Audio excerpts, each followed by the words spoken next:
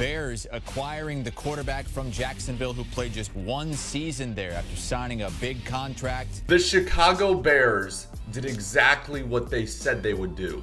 Bring in a veteran familiar in the system who can push Trubisky or take over if needed. Now, let's rewind. Chemistry and comfort.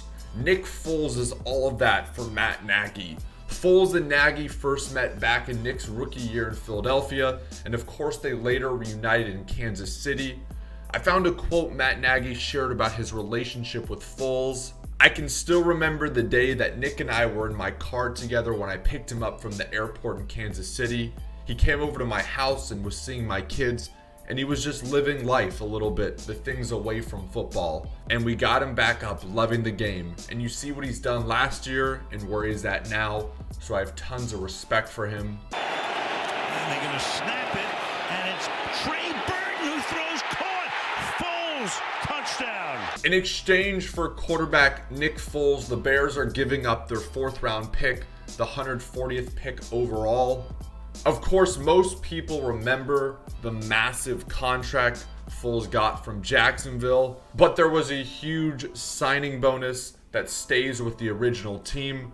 So Jacksonville is taking the $18.5 million cap to not have Foles on their team. Nick Foles has already restructured his contract with the Bears. He still has 3 years left, still has $21 million guaranteed, but Foles now has the ability to void the deal after either of the first 2 years, depending on his performance.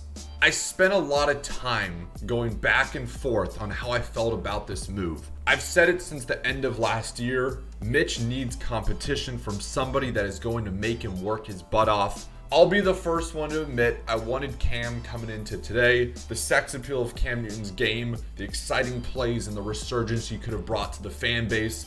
But at the end of the day, without knowing how healthy he is, it just didn't make sense. Now, Derek Carr will always be that what if for me personally.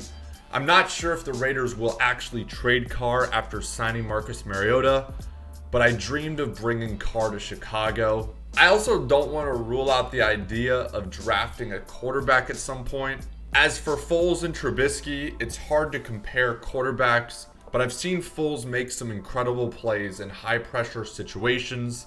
He made ice-cold throws in a tough Super Bowl against an incredibly good opposing coach and defense. Foles flushed out, throws, and that is caught. He made enough plays against our #1 defense 2 years ago to take us out. On the other hand, I've also seen Trubisky make some great throws in high-pressure situations.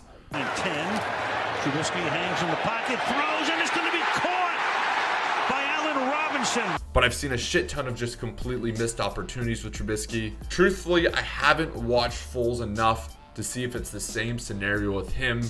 But at the end of the day, I'm happy to have another solid option at quarterback. The other way. Looks. Trubisky will run. Trubisky